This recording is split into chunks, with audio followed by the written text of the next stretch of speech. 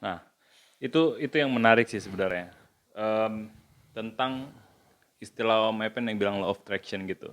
Semakin kita berpikiran ke arah sana, semakin itu sangat dekat dengan kita gitu kan.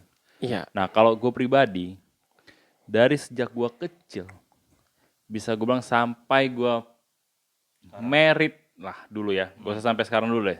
Gue batasin sampai gue merit.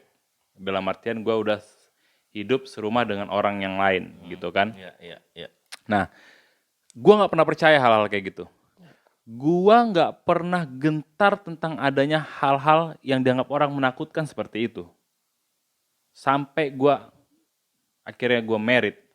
Nah, sebelum gua merit gue sering dong. Maksudnya gua sangat sering mendengar cerita seperti ini. Ya dari teman, dari saudara yang bilang, oh cerita di sana barusan ada kesurupan, yang tempo hari gue cerita ada dukun punya saktian kayak gitu, bahwa ada yang melihat jin, ada yang melihat hantu, ada yang melihat kuntilanak, gundurwo dan sebagainya. Sejenisnya lah. Bahkan waktu gue kuliah, gue tuh beberapa kali kayak kan gue sempat ada beberapa lama gitu tinggal di kampus memang bang, benar-benar tinggal di kampus.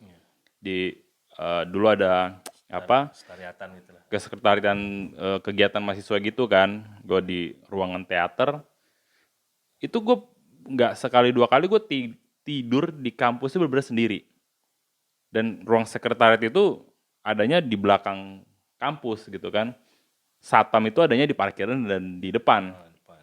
Nah, gue bahkan kalau misalnya ada yang cerita-cerita begitu, di sini ada begitu loh, begini-begini. Kemarin sih itu pernah lihat loh begitu. Gue bahkan berani bilang, kalau besok dia lihat, bilang suruh samperin gue.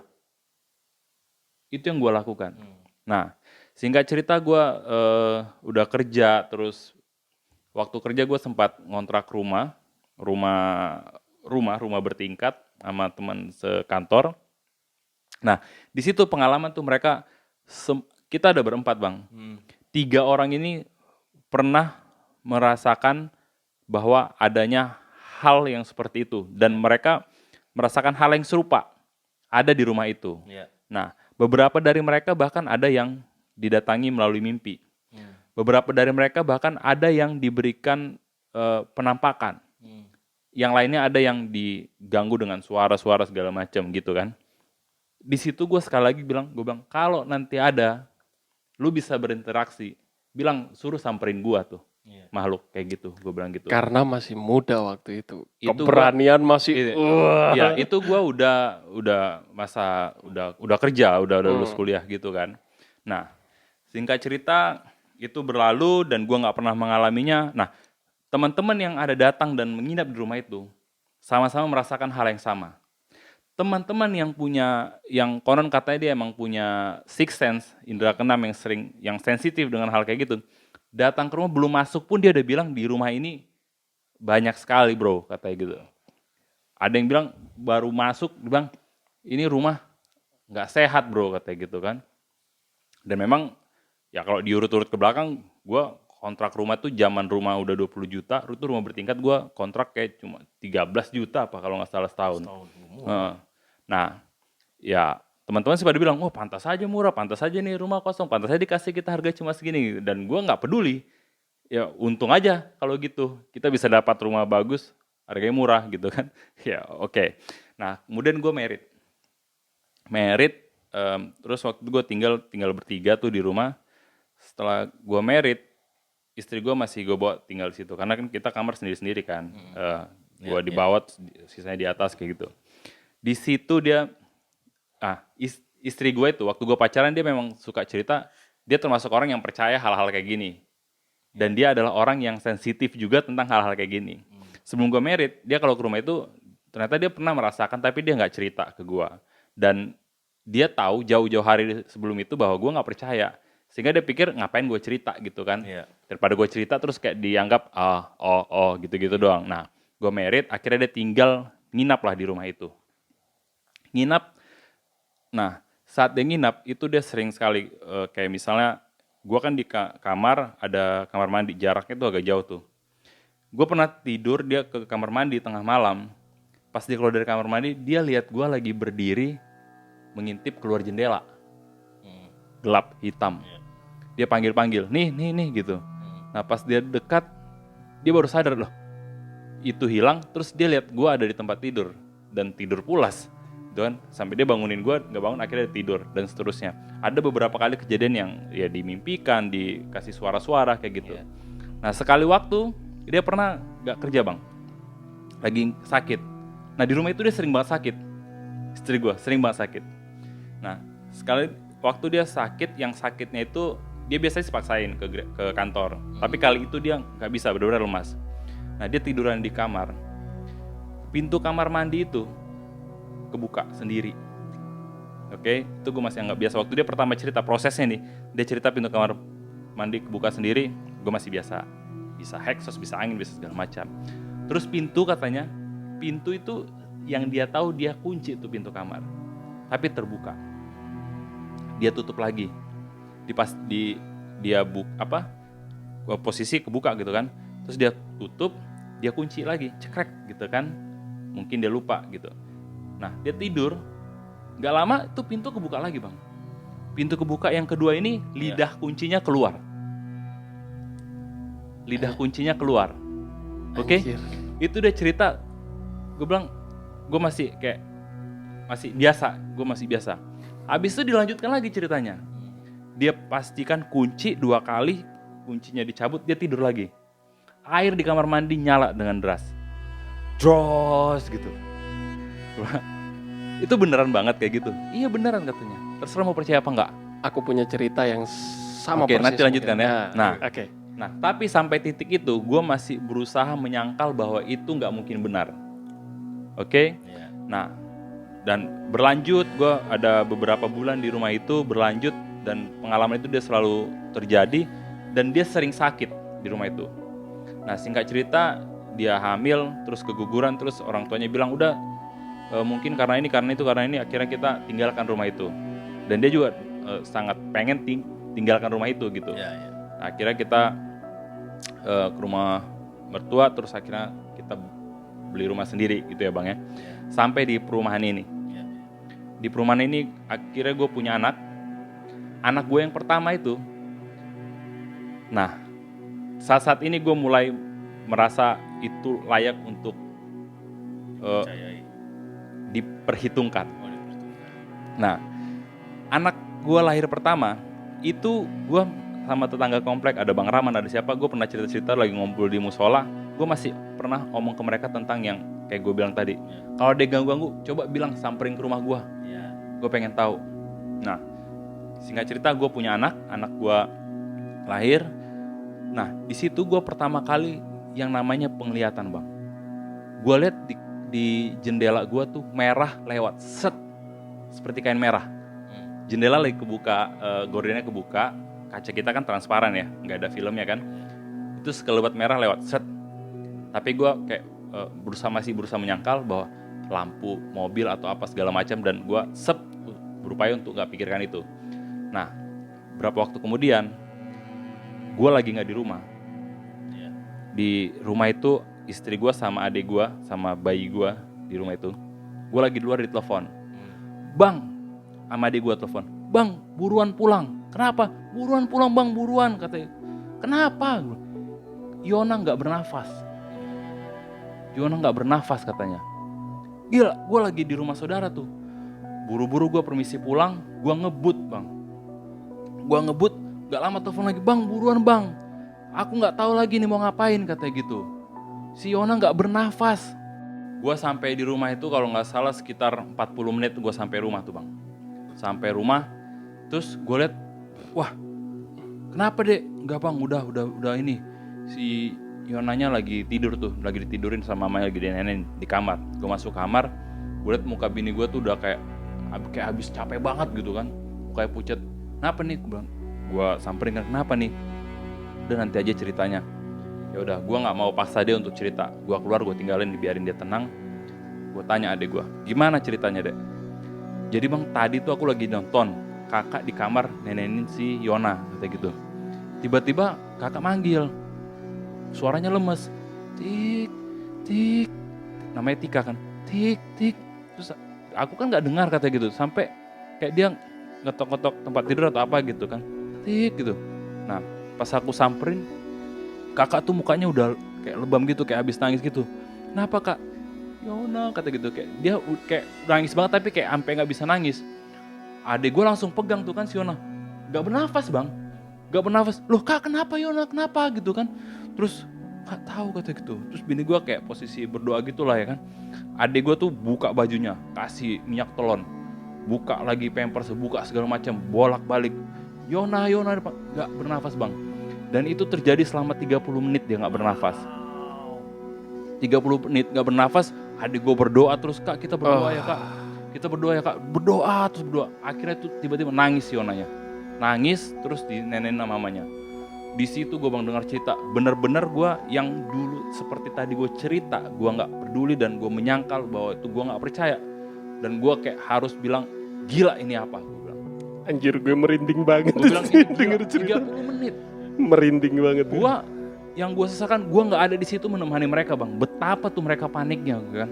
Gue juga jalan kayak nggak mengarah ke sana. Dia bilang anak gue nggak bernafas gitu kan. Aduh kenapa nih? Tuhan tolong dong, jangan gitu kan. Kenapa harus kasih cobaan kayak gini? Kira-kira gitulah. Ya. Ternyata kejadian kayak gitu.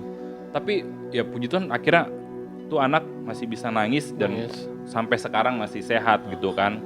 Ya, nah itu pengalaman yang bikin gue kayak, oh gue nggak boleh sembarangan. Anggaplah gue nggak percaya dalam hati gue. Gue pikir udah gue nggak usah istilahnya petantang petenteng, nggak usah Kabur kan. ya nggak usah takabur lah dalam hati gue. Dan itu berlanjut bang. Berlanjut saat si Yona besar, dia bilang dia digangguin sama kakak-kakak yang gue nggak lihat tuh kakak-kakak. Gue pernah ajak dia main di ayunan. Dia suka main ayunan sama gue tuh berdua tuh. Terus dia bilang, papa yuk pulang yuk. Kenapa? Kakaknya nakal. Oh gitu, ya udah gue ajak pulang. Gak gue tanya kakaknya mana, kakaknya siapa, kakaknya di mana, seperti apa. Gue nggak tanya sampai sekarang, gue nggak tanya. Padahal berdua ya. Gue hanya berdua. Saat itu tempat bermain itu masih di samping gym. Dan terus. Nah, singkat cerita, gue punya anak kedua. Adik gue yang tadi punya anak. Nah, gue pas pulang kampung ke sana bang, kita main ke Brastagi, ke yang ada Gunung Sinabung gitu kan. Iya. Terus kita main, nah main pulang, kita maghrib, di tengah jalan tuh anak pada rewel. Ada yang mau ganti popok, ada segala macam. Terus gue kayak singgahin ada tempat jual kopi, gue beli kopi. Terus tuh anak-anak karena lagi beres-beres gantian, pada turun lah. Jadi turun lagi maghrib di pinggir jalan, mereka turun. Yang satu beresin popok, yang satu kayak ya hirup-hirup udara lah gitu kan. Ya nggak Nah, stres lah. singkat cerita gue balik sampai di rumah gue sekitar 3 jam 4 jam kemudian, berarti sekitar jam 9 jam 10 gitu Malam, kan. ya. Nah, jam 11 malam itu anaknya adik gue tuh, anak satu-satunya dia, teriak sekencang-kencangnya bang, nangis ngejer. Ya bini gue punya anak kan, gue gak bisa nenangin anak. Nyokap gue yang temenin adik gue. Kenapa? Nggak tahu nih mam, gini. Bawa kamar, bawa ke kamar, bolak-balik. Bini gue selesai beres nenenin anak gue, dia bilang, nih aku keluar dulu, itu kayaknya nggak beres, katanya gitu. Nggak beres kenapa? Udah nggak beres pokoknya. Dia samperin, dia bilang, Tik sini Tik, si Emil gitu, digendong. Wah ini nggak beres nih Tik.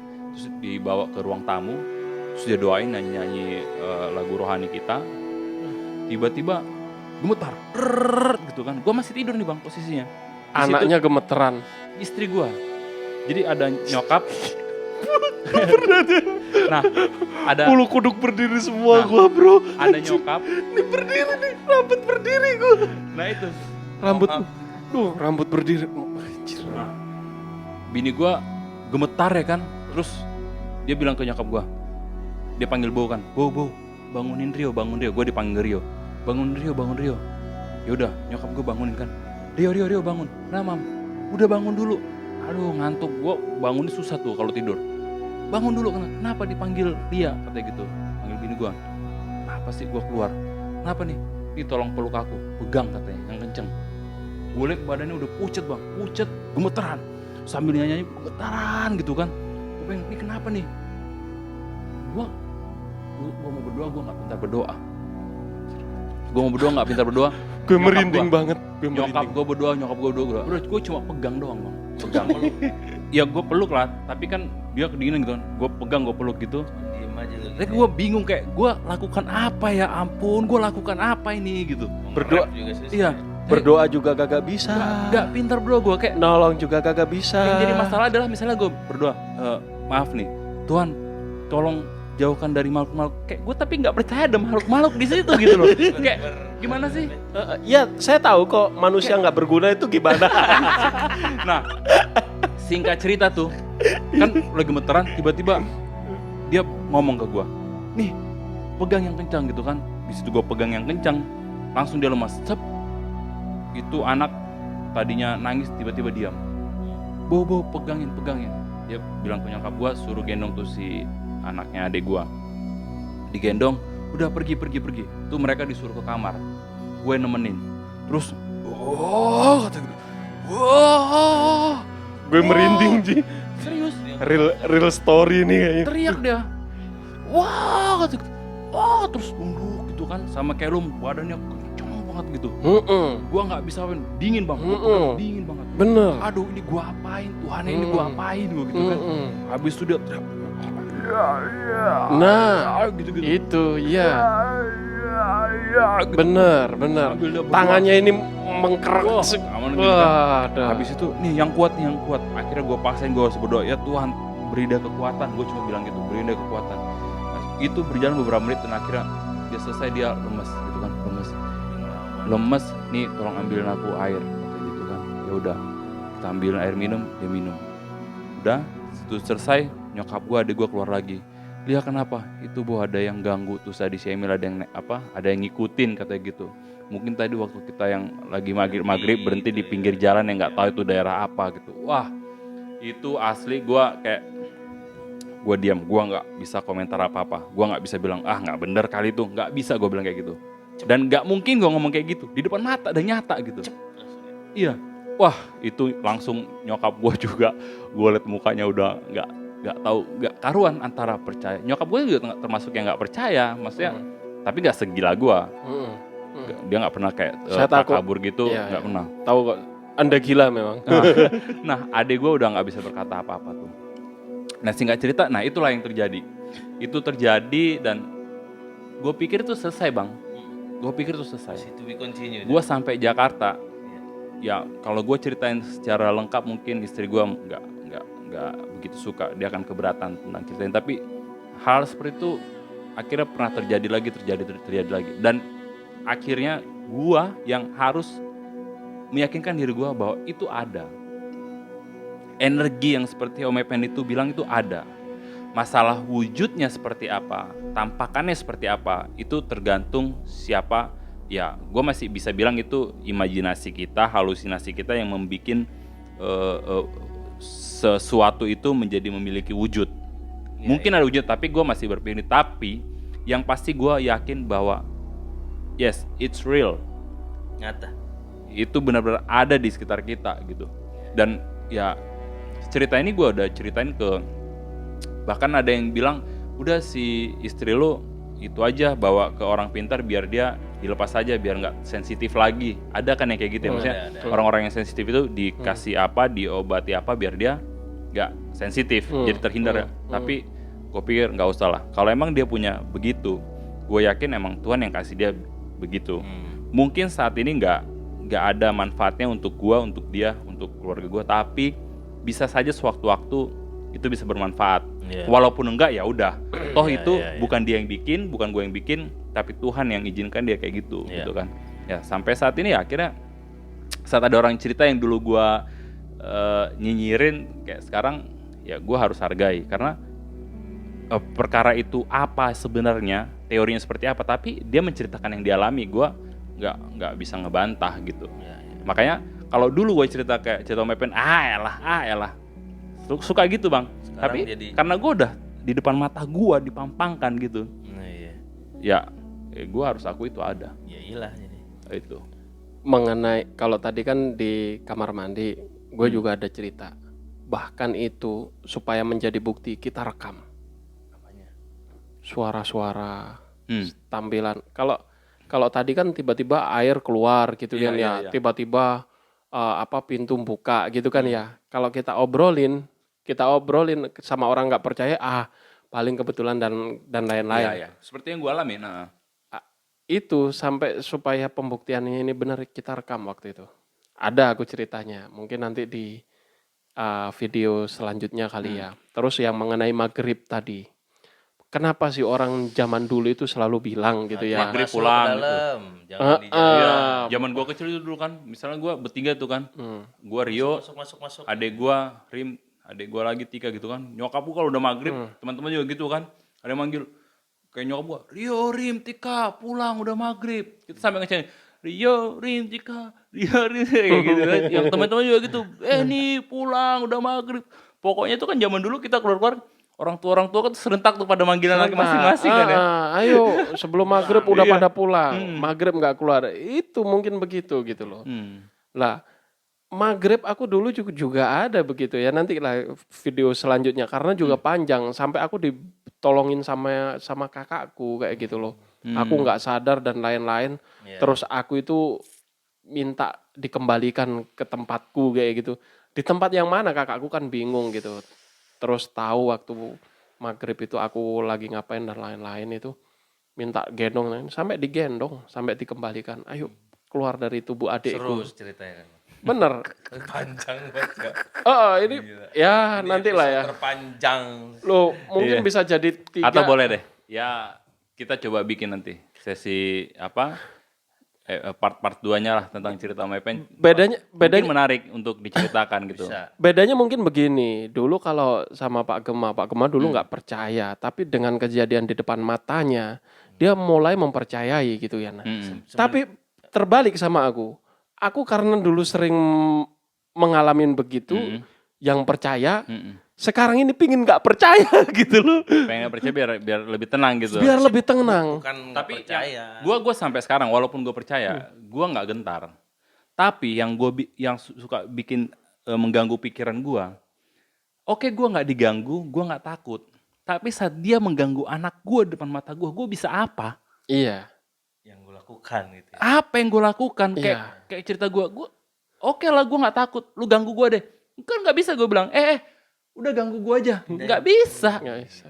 Gue coba gitu kan, seolah pas gue peluk, ayo transfer gue ke gue, pindah ke gue aja, pindah ke gue. Bisa. Nggak bisa, nggak ngaruh. Gue nggak ada ability untuk kayak gitu. Berdoa aja belepotan. Hanya tapi tetap, walaupun gue nggak pintar berdoa saat itu dan gue harus percaya bahwa itu ada. Tapi gue yakin kekuatan yang mereka punya itu nggak lebih kuat daripada Tuhan yang kita percaya. Itu Iya. aja sih, gue Itu, jadi pegangnya itu aja. Dia berani. Dia Benar. takut. Iya kan, kata orang, setan-setan apapun bentuknya tetap ada ayat Tuhan yang bisa buat ngusir mereka. Iya. Gitu kan. Nggak ada yang nggak bisa dilawan lah gitu, Benar, kira-kira gitu. Bahkan manusia diciptakan lebih tinggi derajatnya. Iya, dari semua ciptaan yang lain ya kan. Dan gue percaya itu, Bang. Gitu. Kalaupun memang ada kalanya kita lemah, sama kita berusaha untuk sehat, makan sehat, olahraga. Kalau namanya sakit tetap aja sakit. Betul. Begitupun dengan hal ini. Iya. Oke, lu anggap kuat, lu percaya Tuhan, tapi ada kalanya lu lemah dan mereka ada di sekitar lu.